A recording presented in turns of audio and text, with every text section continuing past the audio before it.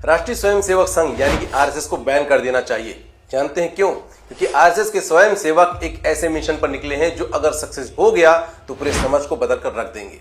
अब वो मिशन क्या, उस पर आगे आता हूं। उससे पहले अमेरिकी संस्था जिसे मीडिया बताया जाता है उसकी इस रिपोर्ट को पढ़िए। प्रिज्म के हिसाब से आरएसएस ने एक कैंपेन करवाने के लिए अमेरिका की एक ऐसी लॉबिंग फर्म से हायर किया है जो पाकिस्तान के लिए काम करता है। अब इससे पहले कि आप कोई नतीजे पर पहुंचे उससे पहले प्रिज्म की सच्चाई क्या है वो जान लीजिए।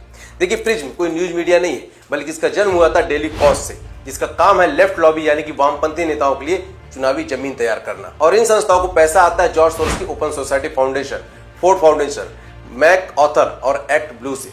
और इन सारी संस्थाओं का इतिहास जब आप खंगाल कर देखोगे तो पता चलेगा कि कैसे ये लोग भारत में वर्तमान की राष्ट्रवादी सरकार को हटाने के लिए करोड़ों मिलियन की फंडिंग कर रहे हैं। प्रिज्म दुनिया के सामने खुद को मीडिया दिखाती है, लेकिन रियलिटी ये है कि प्रिज्म में ज्यादातर लोग पत्रकार नहीं बल्कि पॉलिटिकल एक्टिविस्ट हैं। जैसे पैट्रिस कलोर्स जो कि ब्लैक लाइव मैटर्स की को फाउंडर है, मैरिस मिशेल जो अमेरिका के वर्किंग फैमिली पार्टी का डायरेक्टर है, लतोसा ब्राउन ब्लैक वोटर मैटर की को फाउंडर है।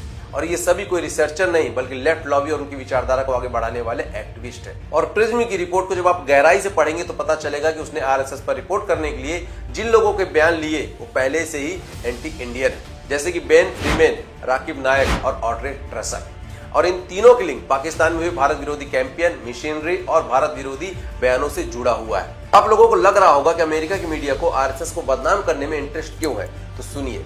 आरएसएस को बने 100 साल पूरे हो चुके हैं और इस समय आरएसएस के स्वयंसेवक एक पंच परिवर्तन मिशन पर निकले हुए हैं। इसमें वो घर घर जाकर लोगों से बातें करेंगे और उन्हें पंच परिवर्तन सूत्र के बारे में बताएंगे। और वो 5 बातें हैं: कुटुंब प्रबोधन यानी कि परिवार को इंपॉर्टेंट देना, सामाजिक समरसता यानी कि समाज को समानता में लाना, पर्यावरण यानी कि अपने आसपास पेड़ लगाना और साफ सफाई रखना, स्वयं जागृति यानी कि आत्मनिर्भर होने की भावना जगाना, और नागरिक कर्तव्य यानी कि हर नागरिक को अपने कर्तव्य का पालन करना। अब सोचिए कि अगर आरएसएस का ये मिशन सक्सेस हो गया तो आरएसएस के हर नागरिक के अंदर स्वतः ही राष्ट्रवाद की भावना जग जाएगी। और इसीलिए वामपंथी सरकार और विदेशी दलाल आरएसएस जैसी संस्था को बदनाम करके उसे खत्म करना चाहते हैं। फैसला आपको करना है कि आरएसएस पर बैन लगवाना है या फिर आरएसएस के सपोर्ट में खड़े होकर देश को विश्व गुरु बनते हुए देखना है।